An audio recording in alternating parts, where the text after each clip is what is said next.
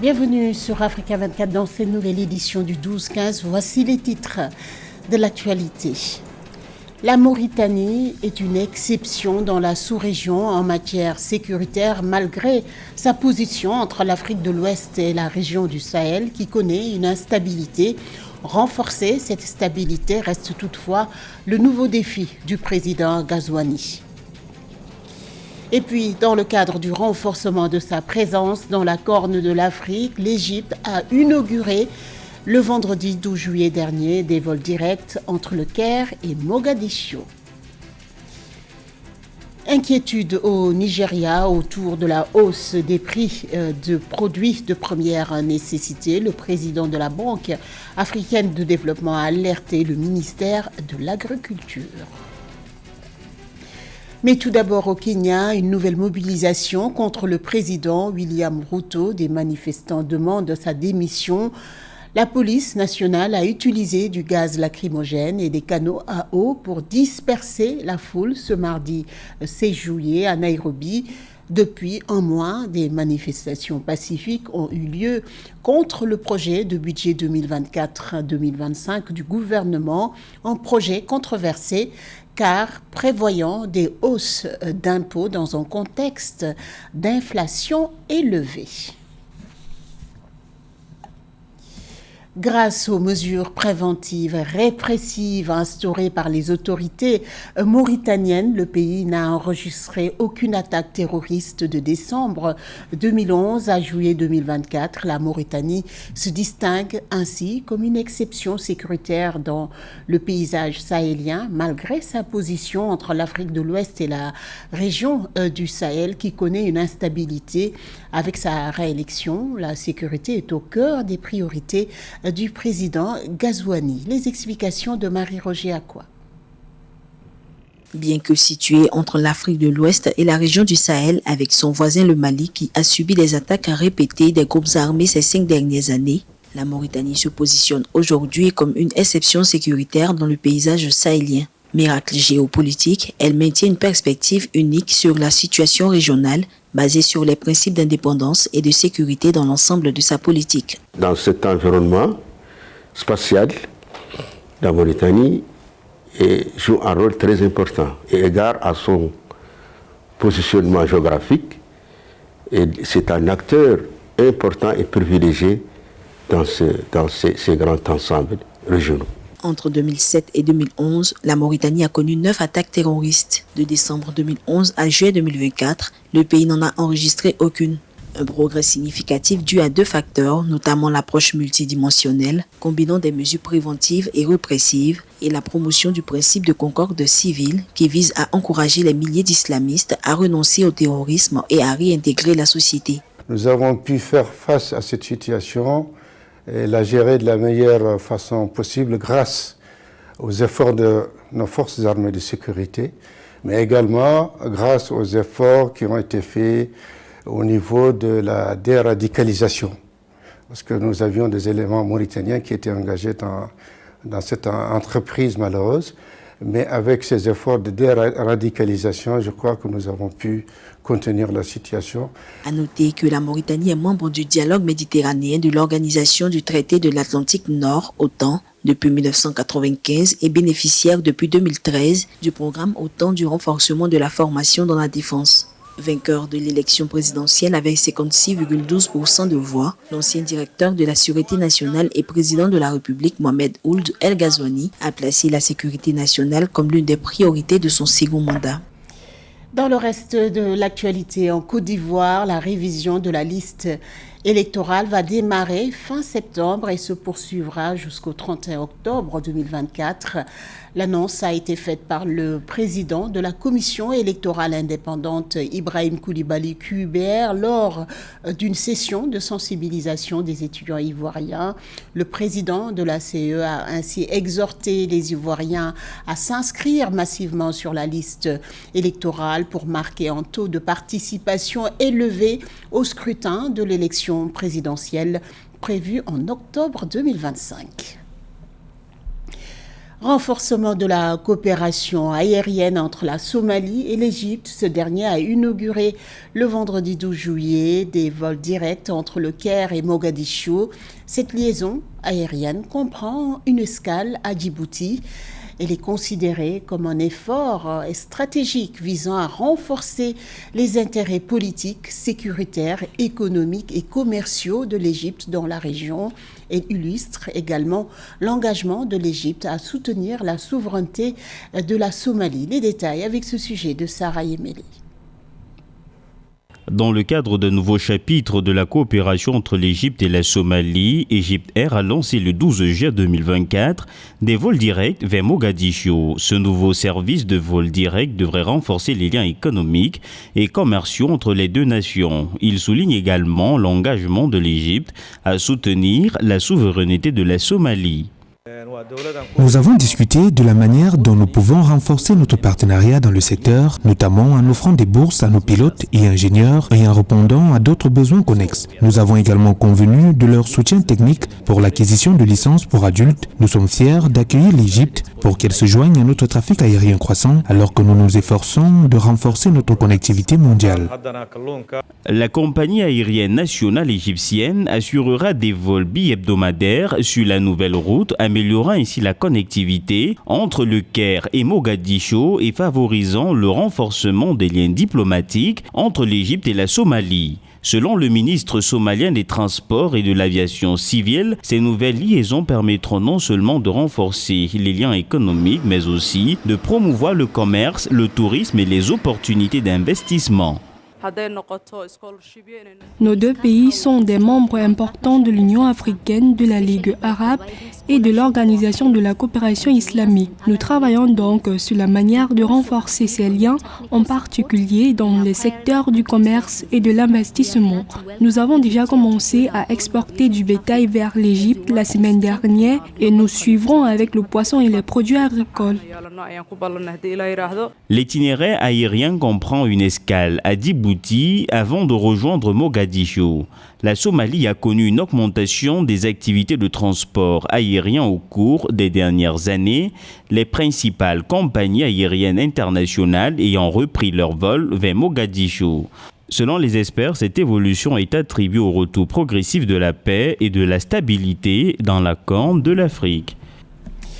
Afreximbank a lancé une facilité de préparation de projets pour créer un marché afro-caribéen aux Bahamas avec 90 points de vente pour promouvoir des produits authentiques dans 54 pays africains, 20 États des Caraïbes et 16 îles des Bahamas. Cette initiative, saluée par les entreprises caribéennes, vise à renforcer les échanges économiques et culturels entre l'Afrique et les Caraïbes.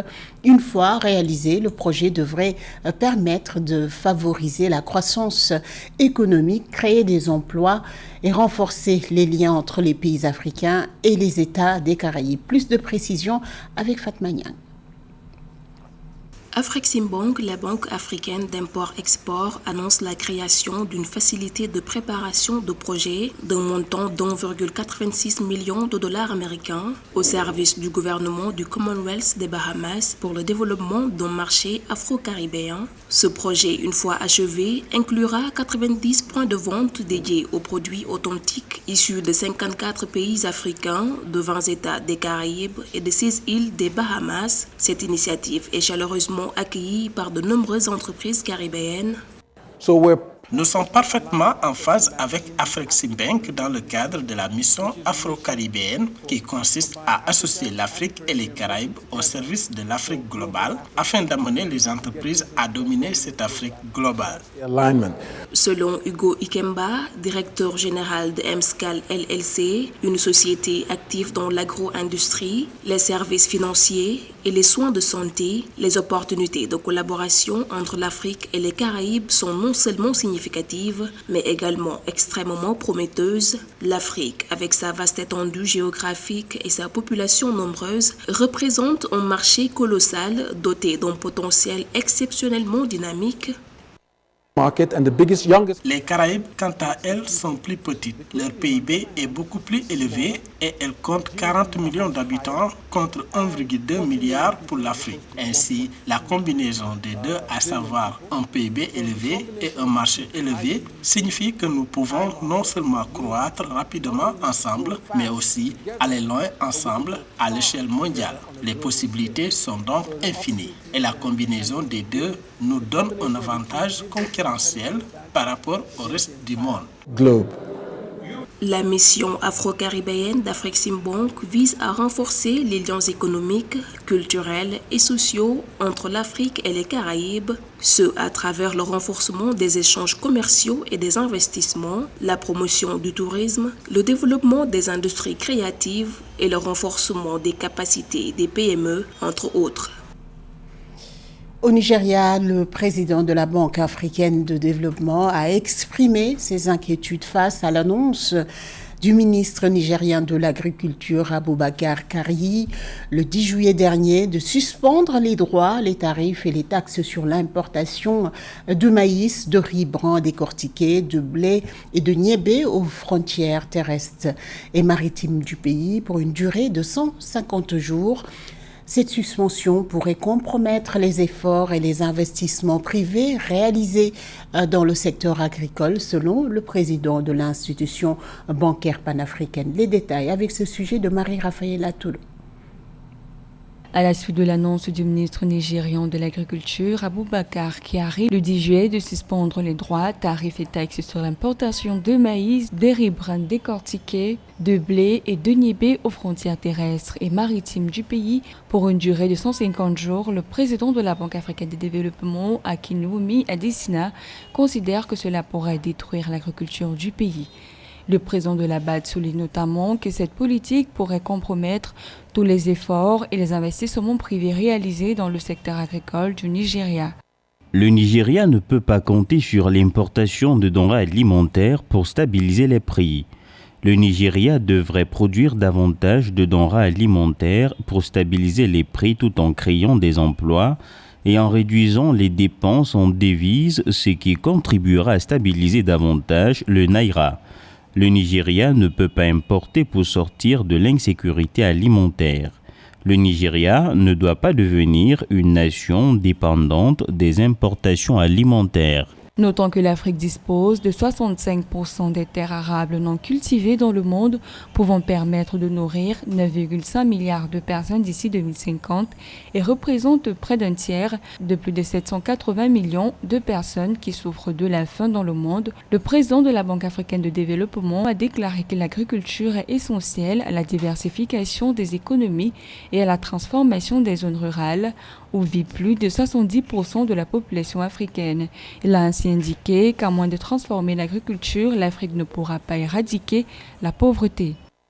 Les investisseurs dans le secteur alimentaire vont certainement connaître une période de friction, mais ces investisseurs étaient les grands responsables de l'inflation des 6 derniers mois. Et ces investisseurs, du fait de ces mesures momentanées, auront le temps pour nettoyer leurs usines, mais au moins quand ils vont repartir, ce sera sur des bases plus raisonnables et l'État aura un contrôle à court et à moyen terme sur la flambée des prix des produits alimentaires. Soulignons qu'au Nigeria, l'inflation alimentaire est estimée à 40,66% selon les données du Bureau national des statistiques. Avec cet allègement temporaire des tarifs et taxes sur l'importation, le gouvernement nigérian prévoit d'importer 500 000 tonnes de maïs et de blé pour approvisionner les petits transformateurs à travers le pays. Au Tchad, les prix de céréales ont doublé ces derniers mois alors que la plupart des populations font déjà face à l'insécurité alimentaire. Les denrées alimentaires de première nécessité deviennent de plus en plus inaccessibles pour les ménages moyens à cause des prix qui sont au-dessus du pouvoir d'achat. Le prix du riz et du maïs, par exemple, ont doublé sur les marchés de la capitale. Une situation inacceptable pour de nombreux Tchadiens. Mohamed Ramdan. Au Tchad, la flambée des prix des denrées de première nécessité devient de plus en plus inquiétante pour les ménages surtout à l'approche de la saison de soudure. Les prix des céréales ont augmenté de plus de 100% sur les marchés, alors que la plupart des provinces sont sous l'urgence alimentaire, une situation qui aggrave la crise alimentaire à travers le pays. La population estime que cette flambée des prix est incompréhensible et appelle les autorités à agir face à ce phénomène dramatique. Les prix des céréales ont augmenté de manière inimaginable alors que nous ne sommes pas encore en période de soudure. Nous sommes dans une situation difficile et le silence des autorités nous inquiète. Le prix du riz de 100 kg est passé de 40 000 à 85 000 francs CFA et celui du maïs de 100 kg est passé de 22 000 à 45 000 francs CFA sur les marchés de la capitale. Les commerçants accusent les autorités communales de taxer des produits alimentaires et surtout les coûts exorbitants de transport liés au mauvais état des routes en saison pluvieuse. Ils appellent eux aussi les autorités à faciliter l'importation des céréales à partir des pays voisins.